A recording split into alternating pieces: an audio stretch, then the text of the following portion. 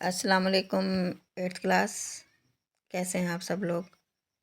आप सब लोगों को ये वीडियो लेक्चर जो हैं वो रेगुलर आप लोगों को मिल रहे हैं, आप लोग रिसीव कर रहे हैं। तो 28 मार्च की डायरी में आपका SLO है कि सबक के अहम नकात जो हैं वो आप लोग उसकी रीडिंग करें अच्छे से और उसके अहम नकात को पढ़ सकें। मसलन कि साइंसी तरक्की की बदौलत अब कुदरती आफात से कम नुकसान होता है और कुदरती आफात क्या होती हैं, और इसमें से कि इंसान जो है अब अभी तक ज़लज़ले की पेशगी इतलात देने वाले आलात नहीं बना सका, और ज़लज़ले की पैमाइश जिस पैमाने से की जाती है उसे रेक्टर स्केल कहते हैं। इस तरह से कि और साइंस ने जो है वो तरक्की की है तो किस हद तक इन कुदरती आफात पर काबू पाने के काबिल हो गया है। या आपने इस सबक के अहम नकात जो हैं वो अच्छे से याद करने, उनको समझना है, तो इस तरह से आपका सबक का खुलासा भी बन जाएगा। वालेकुम 8th क्लास। ये आज आपकी 28 की डायरी में सफ़ा नंबर 37 की रीडिंग है। ज़लज़ला ऐसी कुदरती आफत है जिसका इंसान तमाम तर साइंसी तरक्की के बावजूद पहले से अंदाज़ा लगाने से कासिर है। कासिर का मतलब होता है कि मजबूर है, बेबस है। इंसान मौसमों के बारे में तो पेशन गोई कर सकता है, पेशन गोई के आइंदा आने वाले हालात यानी मुस्तकबिल के बारे में जो ख़बर होती है उसे पेशन गोई कहा जाता है।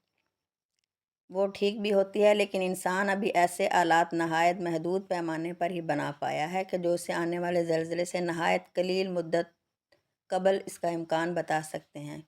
कलील का मतलब होता है थोड़ा, बहुत थोड़ा, और इम्कान इसका मतलब होता है अलामत या निशान। तो यहाँ से लेकर ज़लज़ला ऐसी कलील मुद्दत इसका इम्कान बता सकते हैं। कलील का मतलब होता है बहुत कम, और कबल का मतलब होता है पहले, यानी कि इसकी पहले से हम कोई इतला जो है या ख़बर जो है वो बहुत थोड़ी बता सकते हैं। साइंस ने अभी इतनी तरक्की नहीं की। यहाँ से लेकर आपकी रीडिंग है पानी की कमी को दूर किया जा सकता है, यानी 37 पेज नंबर मुकम्मल की रीडिंग है। और ठहरें और बताएं इसमें है क्या हमें सैलाब का पहले से पता चल सकता है। तो इसमें ये कि साइंस की तरक्की बदौलत सैलाब के पहले से ख़बर मिल जाती, लेकिन महदूद पैमाने पर। तो 2010 के सैलाब ने क्या किया था? 2010 में आने वाले शदीद सैलाब ने पूरे पाकिस्तान को मुतासिर किया। चारों सूबों में से कोई सूबा ऐसा ना था जिसे तबाही का सामना ना करना पड़ा हो। किसानों की फसलें बागात तबाह हो बर्बाद हो गए, मकानात गिर गए, मवेशी और घरों का साजो सामान सैलाब में बह गए, वो बेचारे तबाह बर्बाद हो गए। सड़कें भी टूट गईं और उनके तक मदद पहुंचाना भी मुश्किल हो गया था। इस वजह से हज़ारों लोग अपनी जान की बाजी हार गए।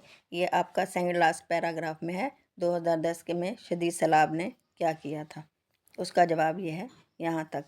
और इसके बाद आपका होमवर्क है कुदरती आफत किसे कहते हैं।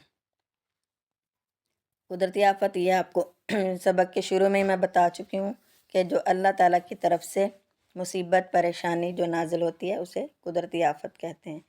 पहले कौन सी बीमारियाँ मोहलिक हुआ करती थीं? मलेरिया, हैज़ा, ताउन, ये बीमारियां जो हैं, इस तरह की बीमारियां जानलेवा हुआ करती थीं, लेकिन अब साइंस की तरक्की की बदौलत लोगों ने इनके इलाज दरियाफ्त कर लिए हैं और ये जानलेवा नहीं रही। लेकिन आपने इनका बताना है कि कौन सी बीमारियां मुख्तलिफ हुआ करती थीं। तो मलेरिया, हैज़ा और ताउन जैसी बीमारियां थीं जो कि बस्ती की बस्तियां उजाड़ देती थीं।